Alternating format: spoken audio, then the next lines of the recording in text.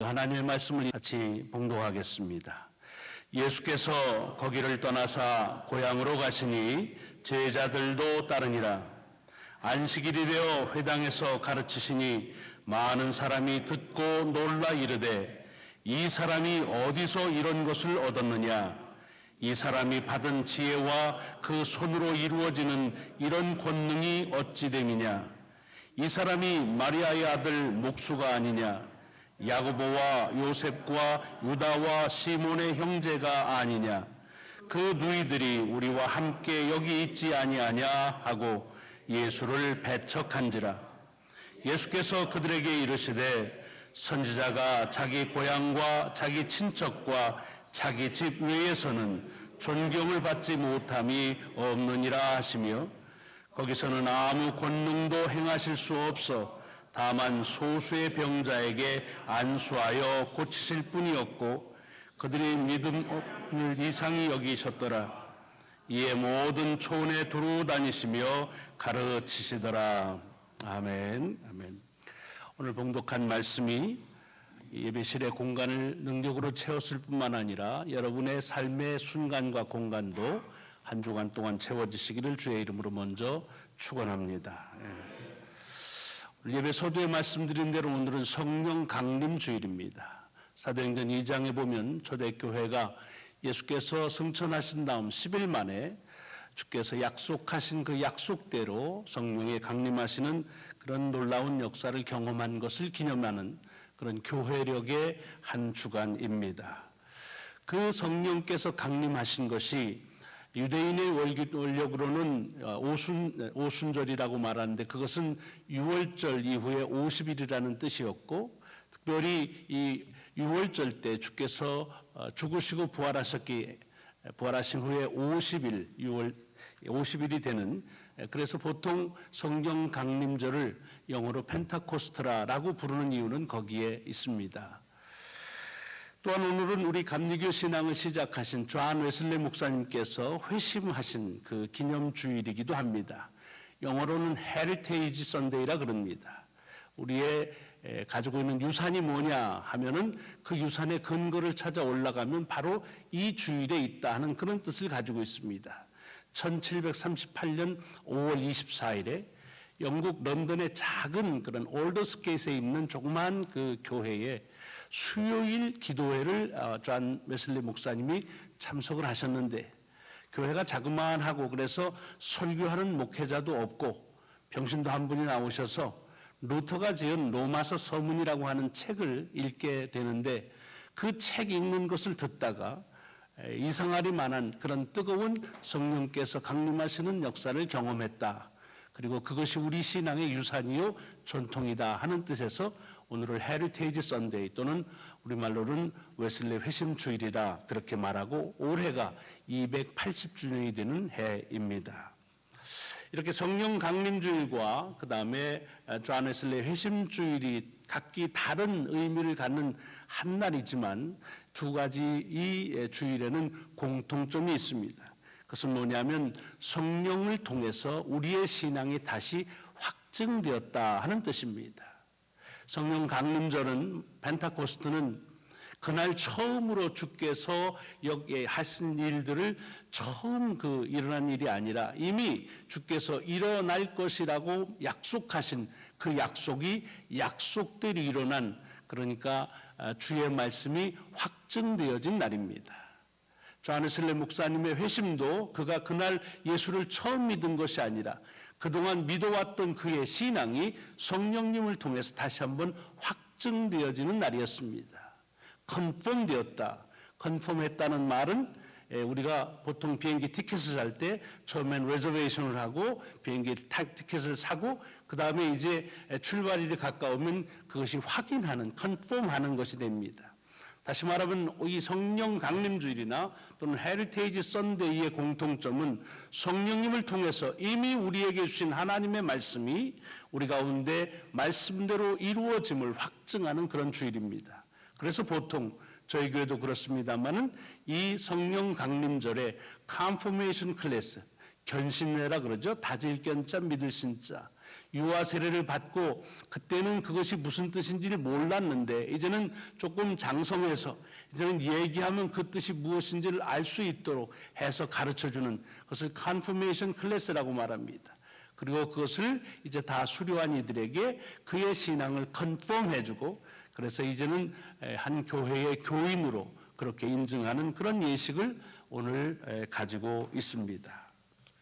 자, 이런 여러 의미를 가지고 있는 주일에 우리에게 주신 이 말씀은 마가복음 6장 1절로 6절의 말씀입니다. 아시는 대로 이것은 성령 강림 주일이기 때문에 택한 말씀이 아니라 지금 주께서 우리에게 주는 말씀을 매주마다 쭉 이어가고 있는 말씀입니다. 오늘 본문에 보면은 주님께서 제자들과 함께 당신의 고향을 찾으셨다 그랬습니다.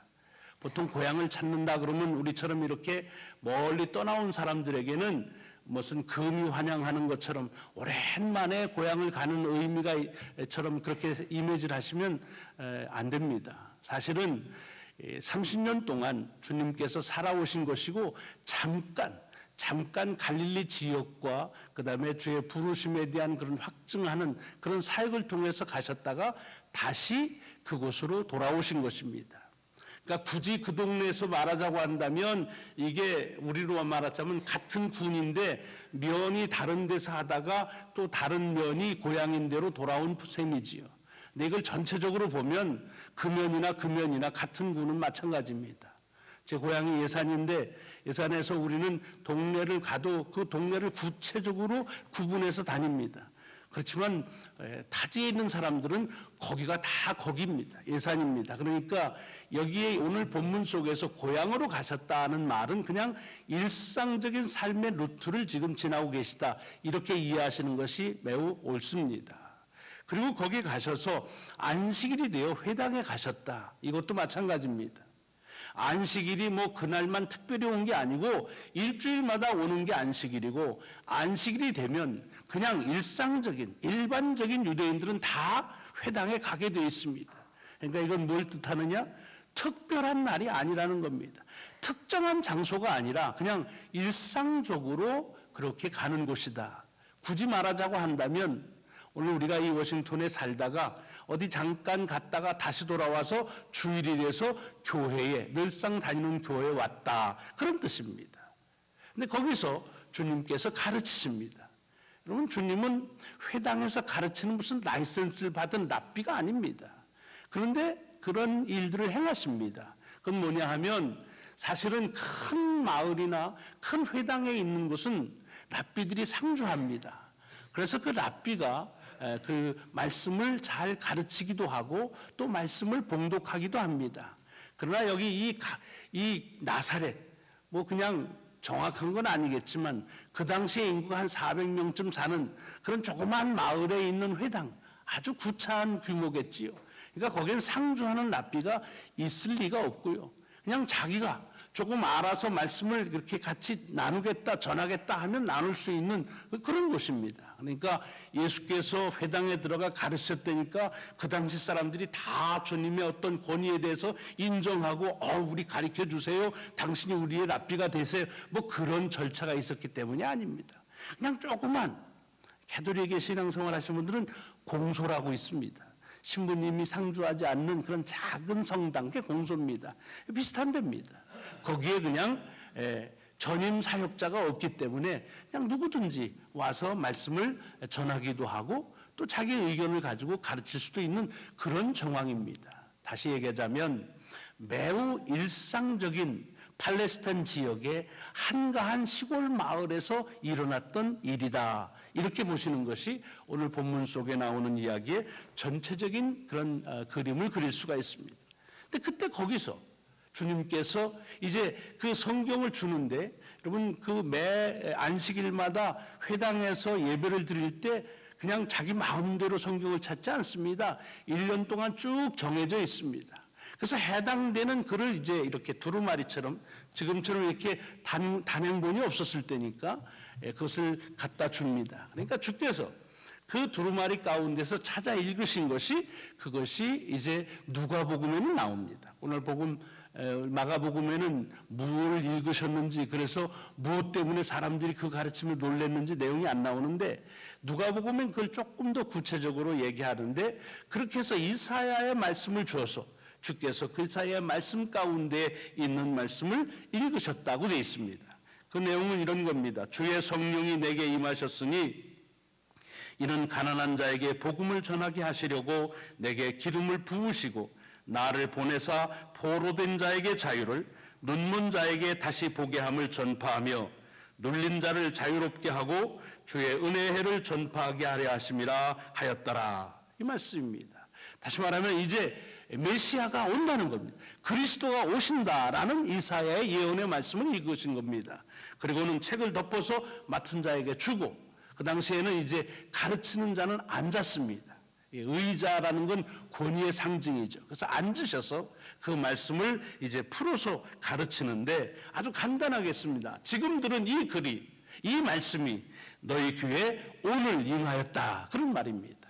쉽게 말하면 지금 이렇게 이사야가 예언한 이 말씀이 오늘 여기서 응하였다, 이루어졌다는 얘기입니다. 그러니까 사람들이 그 이야기를 듣고 다 놀라웠다, 놀랍게 여겼다고 그랬습니다. 왜 이 사람들이 놀랐을까요? 아, 그날이 바로 오늘이구나. 아, 그렇게 메시아가 오는 그 장소가 여기구나 해서 놀랐을까요? 성경은 그렇게 말하고 있지 않습니다. 어린 반푼어치도 없는 얘기죠. 놀란 건 무슨 뜻이냐면, 와, 저 사람 저거 우리 동네 사람인데 말 잘하네, 성경 잘 읽네, 아이고 그럴듯하네. 이야, 다시 얘기하면 사람들이 놀란 건 지금 예수께서 그 봉독하신 그 말씀이나 그 말씀의 뜻 때문에 놀란 게 아니라 그 말씀을 하고 있는 예수님 때문에 놀란 겁니다. 왜? 아니, 저 초놈인데, 우리하고 30년 같이 살았는데, 목숨으로 텄는데, 아이고, 형제가 다 우리, 니들 다 여기 있는데, 뭐, 우리가 잘 아는데, 아, 그런데 저런 얘기를 해? 놀랐다 그랬습니다. 만약 이들이 주께서 하신 말씀에 놀랐다고 한다면 그를 배척할 리가 없죠. 근데 성경은 놀래서 배척했다고 되어 있습니다. 왜냐? 그 말씀이 지금 여기 나를 통해서 응했다라고 하는 말이 꼴상스러웠다는 겁니다. 말도 안 되는 소리를 했다는 겁니다. 말씀은 좋은데 그 말씀이 지금 여기 자기를 통해서 이랬다, 예라이 하는 얘기입니다. 그래서 배척했다는 말씀입니다. 여러분, 여기 유대인들이 회당에 모여서 그들이 예배하면서 가장 중요하게 여겼던 것이 뭐냐면 메시아 그리스도가 말씀대로 다시 오신다는 걸 확증하는 그런 예식입니다. 특별히 이 당시에 400여 년 동안 이제는 예언의 소리도 들리지 않고 그리고 황망한 가운데 있던 그들에게 있어서 그리스도가 메시아가 온다고 하는 말은 그들이 갖는 유일한 신앙이었습니다. 그러니까 거기 있는 유대인들은 다 그리스도가 온다는 사실을 믿습니다. 그리고 그 말씀은 반드시 말씀대로 이루어진다는 사실도 고백합니다.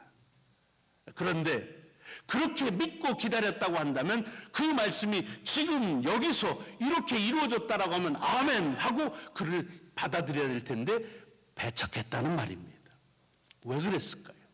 왜 그렇게 오랫동안 기다려온 메시아가 그리스도가 왔다고 하는데 왜 그 얘기를 배척했을까요? 여러분, 이것은 말씀에 대한 배척이 아니라 그 말씀은 전하는 사람과 그 전해지는 환경 때문에 말씀을 배척하는 겁니다. 만약에 그날 주님께서 이제 이런 말씀이 있는데 이 말씀이 이제 예루살렘에서 이루어질 거다, 거기에 있는 거룩한 성전에서 이루어질 거다, 이제 곧 다윗과 같은 임금이 나타나서 우리를 통치하실 것이다 라고 했으면 어휴, 좀 아네, 아이고 똑똑하네, 우리 동네에서 인재 하나 태어났네, 아마 그래서 칭찬했을 것입니다. 근데 지금 뭐라고 하고 있습니까? 이런 그리스도가, 이 메시아가 지금 여기에 온다는 것입니다. 여기가 어디예요? 여기는 촌구석 나사렛입니다. 다른 건 몰라도 나사렛 사람들이 그 동네가 얼마나 촌이라는 건 알고 있습니다. 그런데 여기로 와? 더군다나 30년 동안 같이 지낸 사람, 그것도 목수일만 계속해온 그가 메시아다? 무슨 자다가 봉창 두드리는 소리예요. 웃기는 얘기입니다, 지금. 더군다나 지금 안식일에 이런 초라한 이 회당에 여기서 이루어져? 말도 안 되는 겁니다. 말도. 왜 지금 사람들은 주께서 이 땅에 그리스도로 오셨다는 그 약속들이 이루어진 말씀을 배척하고 있습니까? 그것은 그들 생각 때문입니다. 그들이 아는 범위 내에서 아마 그랬을 겁니다. 우리가 무식해서 모르긴 하지만 그러나 내가 암만 무식해도 이건 아니다. 야. 이건 아니다. 아니 어찌 이렇게 초라한 회당, 이 세상에 회당이라고 하면 규모 큰 데가 많고 엄청난 특별한 곳에 많을 텐데 뭐 이런 데냐. 더군다나 그리스도께서 오신다면 그건 정말로 역사의 특별한 날인데 이렇게 이런 한가한 늘상 있는 안식일에 와? 말도 안 된다는 거예요. 거기다 더 가관인 것은 아니 다윗의 그런 왕의 모습으로 오신다고 했는데 그런데 아니 저 목수 우리가 잘 아는 저 예수를 통해서 아이고 웃긴다 정말. 예. 그래서 배척을 하는 것입니다. 여러분 이거는 팔레스타인의 시골인 나사렛에서만 일어난 일은 아닙니다. 복음서를 보면 이렇게 말씀 자체보다는 말씀이 전해지는 환경이나 말씀을 전하는 사람 때문에 그 말씀을 듣지 않은 사람들이 많았습니다. 대표적인 그룹이 누굽니까? 바리새인들, 제사장들, 율법학자들이 그렇지 않습니까? 예수께서 메시아라고 하는 것을 성경적인 많은 근거를 가지고 이 약속이 약속대로 이루어졌다고 말하는데 그가 갈릴리 출신이 아닌 것 때문에 그가 목수였다고 하는 것 때문에 그들하고 자기는 아무런 관계가 없다고 하는 하찮은 부류의 사람이라고 하는 이유 때문에 그 예수가 전하는 그 복음의 말을 듣지를 않은 사람들이 바로 그 사람들입니다. 이런 일들은 성경 속에 많이 나옵니다. 요한복음을 읽어보시면 1장에서 빌립이 주님을 만난 다음에 친구인 나다나엘에게 가서 얘기합니다. 율법에서 말하고 선지자에서 말한 바로 그 사람이 지금 왔다. 그가 누구냐? 나사렛 예수다. 요셉의 아들 나사렛 예수다라고 얘기하니까 그 얘기를 듣던 나다나엘이 뭐라고 합니까? 야야야 정신 차려라. 나사렛에서 무슨 선한 게 난다고 그래. 말도 안 되는 소리 하고 있어. 자기들이 아는 환경이나 여건이나 사람이나 장소나 일정들에 대한 그 선입관념 때문에 주께서 이 땅에 그리스도로 오셨다고 하는 사실을 배척한 이들은 참으로 많이 있습니다. 아니 거의 대부분입니다. 근데 이것은 2000년에 살았던 그런 유대인들만의 잘못입니까? 그렇지 않습니다. 오늘도 여전히 일어나고 있습니다. 제가 신학교 다닐 때 설교학에서 지금도 기억나는 멘트가 하나 설교학 교수님이 하신 말씀이 있습니다. 그건 뭐냐 하면 설교는 말이 아니다. 설교는 인격이고 관계다. 이런 얘기를 했습니다. 그게 무슨 뜻이냐면 설교를 통해서 은혜를 받는 것은 목사가 전하는 그 말씀 때문이 아니라 목사가 어떤 인격을 가졌느냐, 어떤 삶을 살았느냐, 교인들은 그걸 보고 그리고 그와 어떤 관계를 가졌느냐, 그 관계를 가지고 말을 듣는다. 그런 얘기를 했습니다. 맞는 말인 것 같으면서도 아주 틀리는 말이라는 건 나중에 알았습니다. 이게 무슨 뜻입니까? 여러분 여기 있는 이 목사와 관계가 좋으시면 어때요? 무슨 얘기를 해도 아주 좋지요. 목사님 어떻게 저런 생각을 하셨을까? 아이고 놀랍다 그럴 겁니다.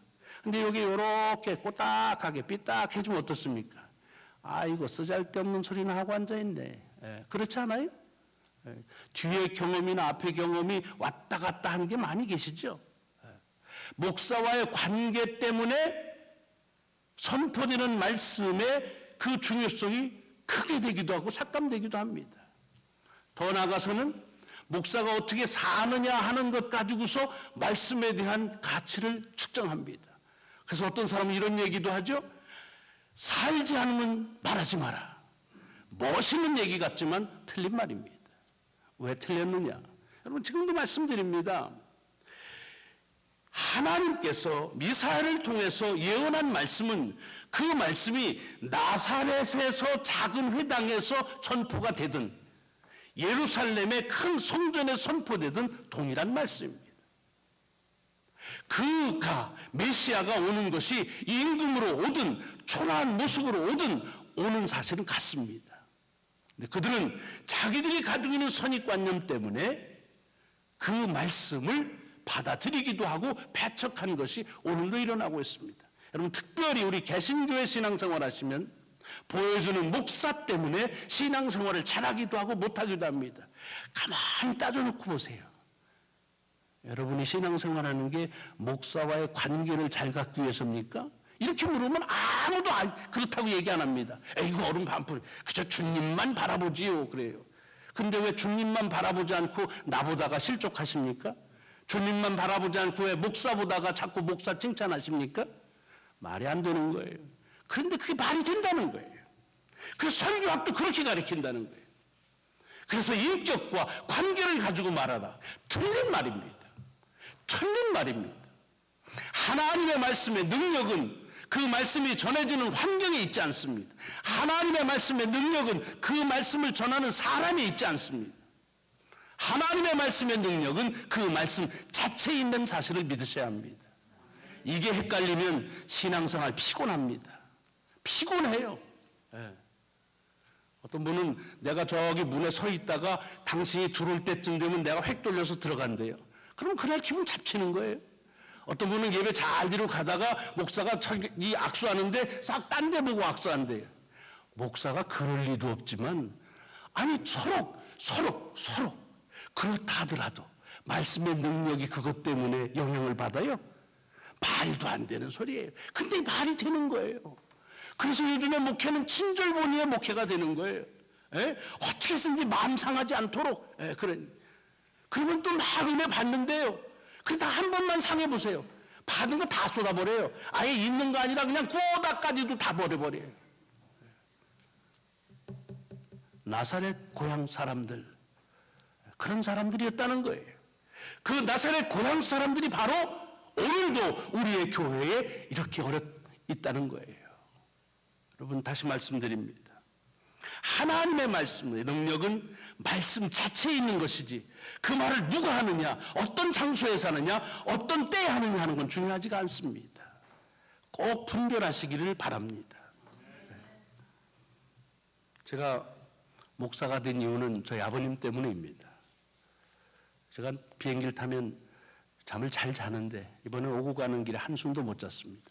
아버님 돌아가시는데 잘 자면 또 그것도 이상하지요. 그래서 제가 컴퓨터를 켜놓고 어렸을 적부터 아버지와의 기억을 쭉 더듬어서 쳐봤습니다. 내가 목사 된 것이 언제부터인지 잘 기억은 안 납니다. 근데 처음으로 그것을 이렇게 내가 목사 되겠다 하고 한 것이 중학교 1학년 때인 것 같아요. 중1 때짜리가 뭘 하는지 모르겠어요. 근데 그걸 제가 왜 기억하냐면 저희 때는 학교에서 매 학기마다 가정환경조사서라는 걸 씁니다. 거기 보면 뭐 자동차 있는 집, 무슨 뭐 전축 있는 집, 전화 있는 집, 아무 대당이 없죠. 신문 보는 집, 뭐 이런 거 쭉. 그러니까 그거 잘하는 애들은 다 계속 하는데 우리 같이 가난한 집 애들은 그냥 가만히 숙이고 있습니다. 근데 이렇게 쭉 그걸 하다가, 그럼 이렇게 보면은 뭐가 있냐면 장래에 진학하고 싶은 대학을 쓰는 데가 있습니다. 진학할 수 있는 대학이 아니라 진학하고 싶은 대학. 그러니까 다 뭘 씁니까? 우리 때는 그냥 서울대 의대 아니면 서울대 법대를 썼습니다. 뭐 하고 싶은 데니까 할 수 있는 거하고 상관없지요. 근데 저는 그 감리교 신학대학을 썼습니다. 근데 그때는 전국의 대학 신학교가 4개밖에 인가받은 데가 없었습니다. 그러니까 우리 담임선생님이 이렇게 보더니 야 이승희 이게 무슨 대학이냐? 감리교 신학대학? 이게 무슨 대학 이름이 이러냐? 그래요. 감리교 신학대학입니다. 너 신학교 갈래? 그래. 예, 그랬더니 그래 너라면 가라 그러더라고요. 우리 아버지가 목사라는 걸 아셨기 때문이겠죠. 근데 제가 목사가 되겠다고 결심한 건 그것은 아마도 어렴풋하게 다시 생각해 보니까 아버지 때문인데 아버지 삶 때문은 아닙니다.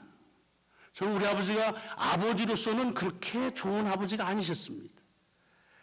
저를 그렇게 아주 이렇게 너그럽고 관대하게 사랑하는 그런 기억이 별로 없습니다. 매우 아주 매몰차게 가르쳤어요. 21살입니다. 차이가 저하고. 그리 뭐 젊은 아버지가 그렇게 옛날에는 또 자식 이렇게 뭐 막 이렇게 하면은 어른들한테 혼났습니다. 더군다나 저는 어렸을 때 할아버지네 집에서 자랐습니다. 아버님이 군목으로 종군하시나 1년에 한 번쯤 오면은 이게 이제 아버지 떠나서 하는 것이 아마 그렇게 이제 걱정이 돼서 그랬겠지만 여러 가지 채근을 많이 하셨습니다. 그래서 저는 고등학교 때 장래 희망이 뭐냐 그럴 때 좋은 아빠 되는 게 그게 꿈이었습니다. 그래서 나는 우리 애들한테 잘해줘야겠다 그런 생각 가졌습니다. 그러니까 삶에 있어서 우리 아버님이 좋은 아빠였느냐 그건 제가 그렇게 말씀 못 드리겠어요.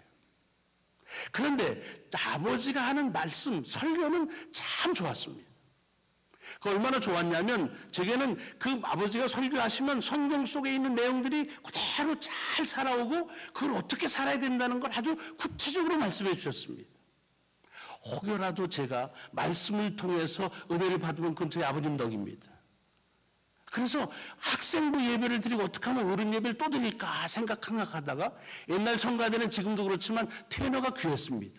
근데 전 중학교 1학년 때부터 테너를 잘한다고 음악 선생님이 막 칭찬해 줬습니다. 그래서 그거 가지고서 그래서 어른 성가대 테너가 없으니까 제가 좀 도울게요 했더니 지휘자 하시는 권사님이 얼마나 좋아하시는지 그래 해라 그래가지고서 설교를 듣기 시작했습니다. 아마도 그 설교 말씀 때문에 제가 목사가 됐다고 생각합니다. 다시 얘기합니다. 그럼 아버님은 그 말씀 전하는 대로 사셨느냐? 사시려고 노력하셨겠죠. 그러나 말씀대로 살았다고 말하기는 어렵습니다. 아니 뭐 이렇게 뭐 엉망으로 사신 분 아닙니다. 잘 사셨습니다. 모범적인 목사이셨고 그리고 교단의 지도자셨습니다. 그러나 그러면 내가 아버지하고 좋은 관계를 가졌냐? 뭐 꼭 그런 건 아닙니다. 그러나 그것 때문에 제가 아버지가 설교하는 그 말씀에 그 속에서 은혜를 받지 못하고 시험에 들지 않은 것은 참은총입니다.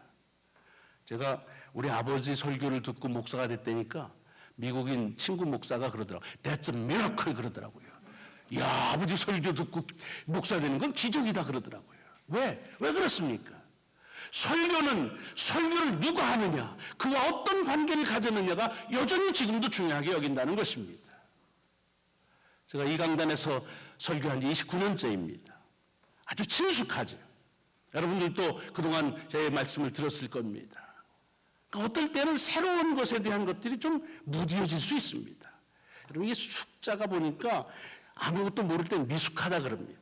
조금 지나면 성숙해집니다. 그 다음에 성숙이 지나면 친숙해지고 친숙한 것이 쭉 오면 어떻게 돼요? 에? 완숙. 무슨 저 축자 이름 여자 이름 부르는 것 같은. 그래서 이제 그 다음엔 능숙해집니다. 능숙해져요. 여러분 하나님의 말씀이 미숙한 것도 안 되지만 능숙해지는 것도 주의해야 됩니다.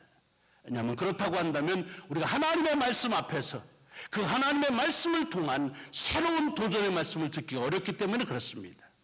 제 후배들이 그래요. 어떻게 목사님 한국에서 29년을 설교할 수가 있습니까? 만약에 제가 알고 있는 이야기를 여러분과 나눈다면 29년은 고사하고 2년 9개월 아니 뭐 며칠 못합니다. 근데 제게 있어서 설교는 매주마다 새롭게 하나님께서 저와 여러분에게 주시는 하나님의 말씀을 듣는 것입니다. 말은 하고 있지만 사실은 저는 처음 말씀을 듣는 자입니다. 그리고 그것이 제게 있어서는 큰 목회자의 축복이라고 생각합니다. 성령 강림주일, 존 웨슬리 회심주일, 헤리테이지 선데이, 하나님께서 성령을 통해서 우리의 삶을 확증하신다. 오늘 이 날이 우리가 주어지는 이 환경보다 훨씬 더 그야말로 그럴듯한 곳이라고 한다면 더 감동이 있었겠죠. 또 훨씬 더 위대한 설교자가 했다고 한다면 더 컸겠죠. 하지만 오늘 우리들에게 있는 설교와 그리고 선포되어지는 말씀은 환경이나 사람이 있는 것이 아니라 그 말씀 자체의 능력이 있음을 믿으시고 그래서 매번마다 이 강단에서 말씀이 선포되어질 적에 누가 선포하든 어떤 모양이든지 주의 말씀의 능력이 선포되고 그 말씀의 능력으로 새로운 한 주간이 능력의 한 주간이 될 수 있기를 주의 이름으로 축원합니다. 기도하시겠습니다.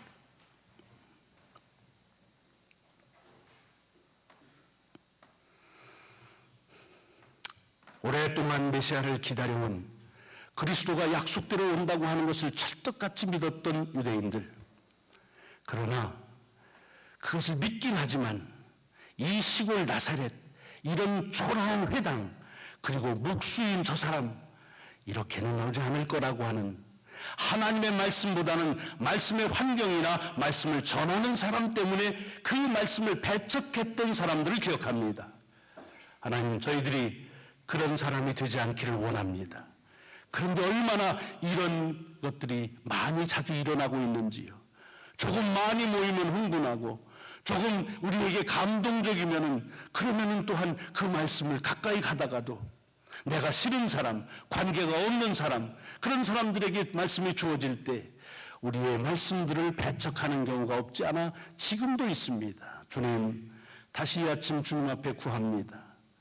오로지 주의 말씀의 능력은 누가 언제 어디서 어떻게 전하든 그 말씀 자체에 있음을 믿고, 그래서 그 말씀의 능력 안에 거하는, 성령 안에 거하는 복된 삶 살게 하여 주옵소서. 우리 구주 예수 그리스도의 이름으로 감사하며 간절히 기도드리옵나이다. 아멘.